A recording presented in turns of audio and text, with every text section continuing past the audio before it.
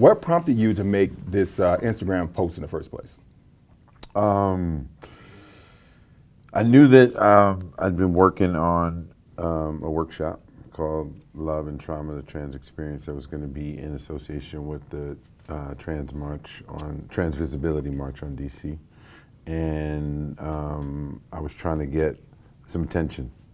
And so I intentionally, well, actually, the order of events was I saw a video of a young man, which many people saw, Maurice Willoughby. And I knew the backstory, that he was a young man who was dating a transgender woman. I knew that he had some drug abuse issues. I knew he had some abuse issues with the girlfriend.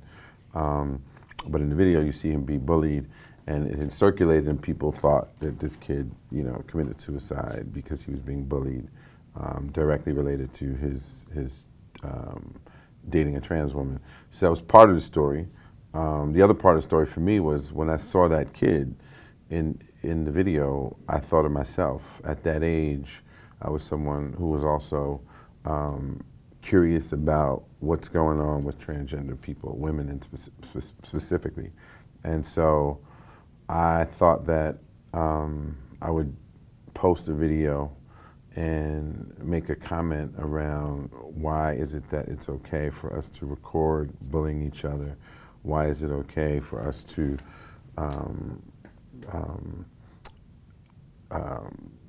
disregard each other because of our choices? And I thought that I should make a comment about it. And I know that a lot of this conversation about black men and trans women also sort of extends into who is murdering these people, right? So over the years, I've posted about these things. Transgender women being murdered. I know it's black men. I know that black men aren't being accountable for each other. And I thought that I would take a calculated risk of putting my masculinity in question. I would put my intention in question. I would disrupt the status quo by saying, I'm gonna stand with this kid, I'm gonna stand with this community. I'm gonna say that it is true that I, as well, are one of these men that have been attracted to transgender women. And I've struggled with that, and I've tried to figure out what does that mean, and why, and I'm 52 years old. This started when I was a teenager. So for me, it's been a lifelong question of like, where does this exist in my consciousness, in a practice or whatever. And so for me, I wanted to put the video up, bring attention to the bullying, to the ostracizing of each other, and bring attention to the march and to a workshop where we can unpack a lot of this stuff. So you talk a lot about stepping up as opposed to coming out. Mm-hmm. Can you tell me what stepping up exactly means and what does that look like? Well, for me, as a kid, my father always said, if there's a crack, fill it, right? And so I grew up with the understanding that you take care of folk. I grew up in a household where there was a man in the building who had done 8 years in prison for being accused of rape, and my father took care of those 3 kids. One day I came home from school and there's 2 7 and 8-year-olds in our house because their mother had a psychotic break, and my father took care of those kids. And so I grew up with an understanding that you take care of community, you take care of people that are less fortunate than you, you uplift others, that's how you create community. If you are blessed, then you be a blessing to other people. And so for me, stepping up is about, looking at the lens of this conversation of the transgender community. Someone who grew up in New York City, someone who went to school with transgender kids. We're right here in Times Square. And so, I went to school not far from here. There were transgender kids at school, particularly working, coming up in the performing arts. There were kids who we would call now fluid that were trying to figure it out.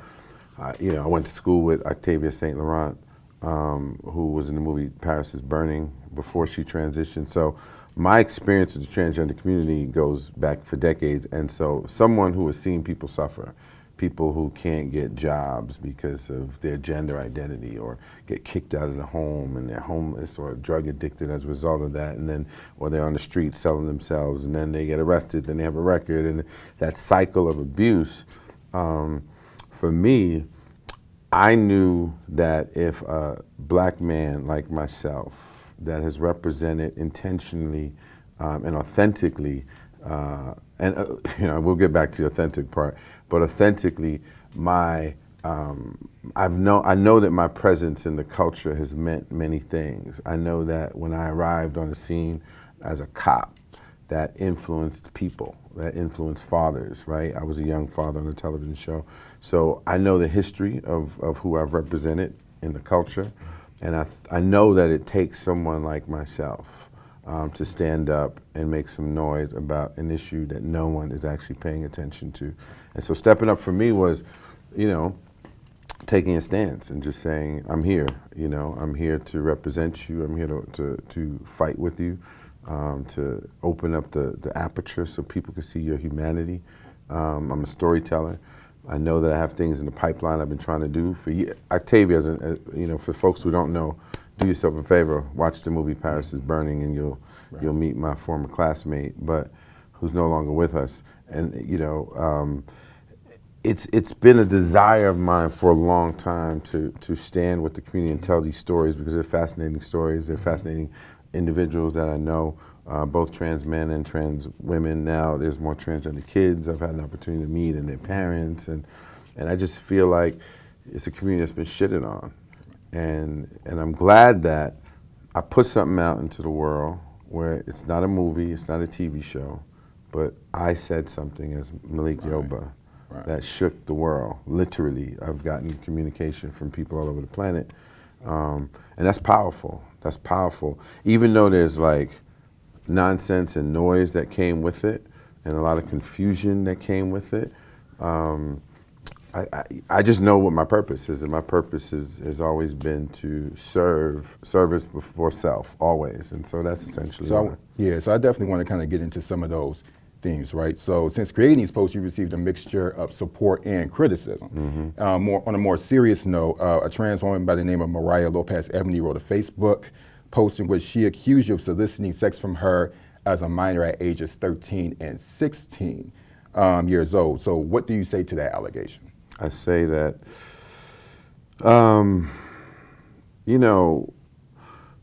when I heard that, and I didn't actually read it until last Thursday, what she actually said. I don't know the woman, number one. So you're saying you never met her, you don't know her? That's exactly what I'm saying. I don't know her. I have no idea who she is. But I'm familiar with that pain. I'm familiar with that trauma. I'm familiar with people who are crying out for help.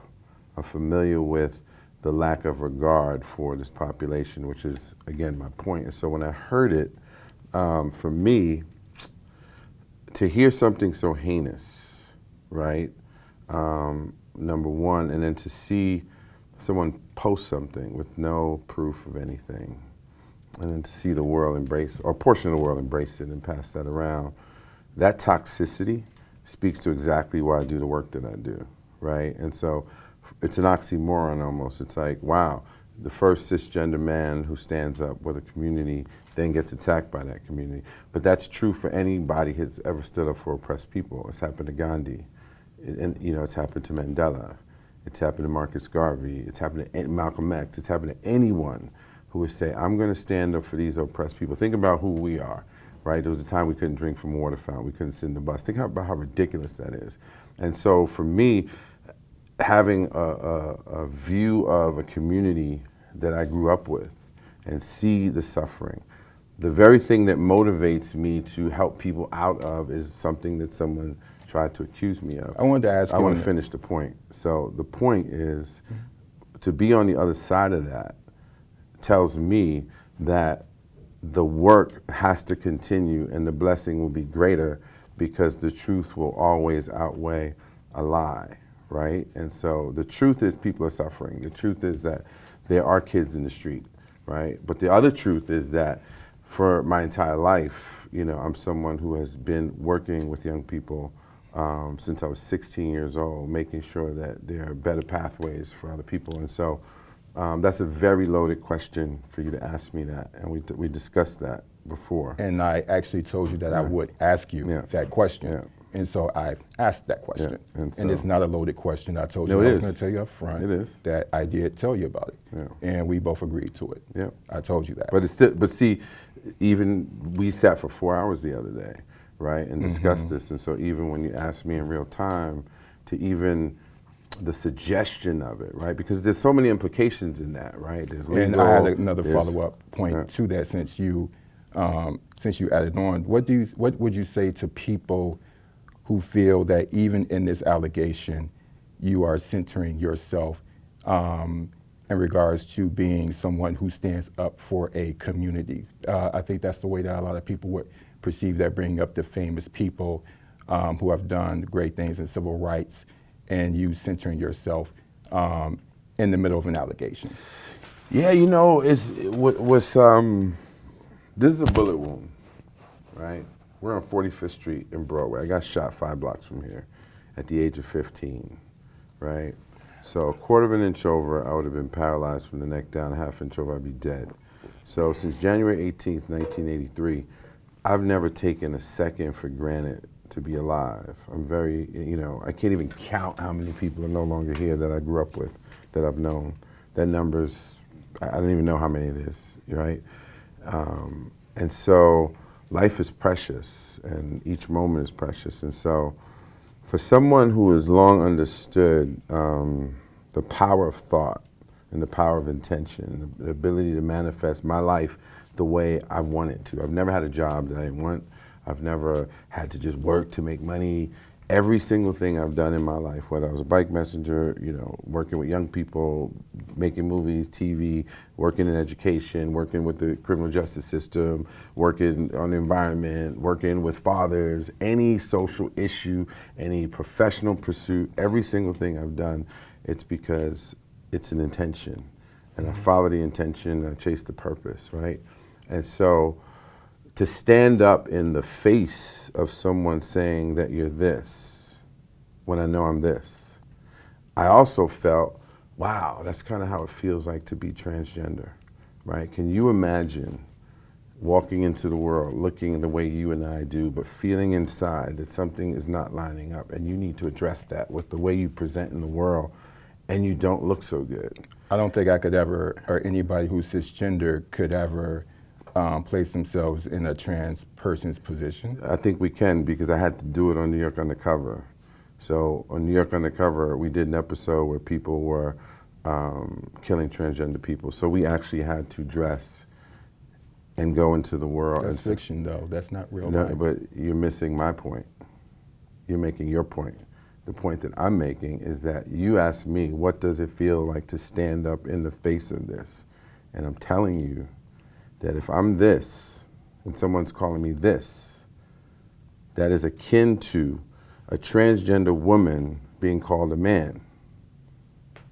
Do you really make that comparison? I do. You may not make it, but I'm making the comparison because I sat in it. I know what it's like for people to try to yell at me and tell me I'm gay, to tell me that I'm a pedophile, to tell me what I'm not.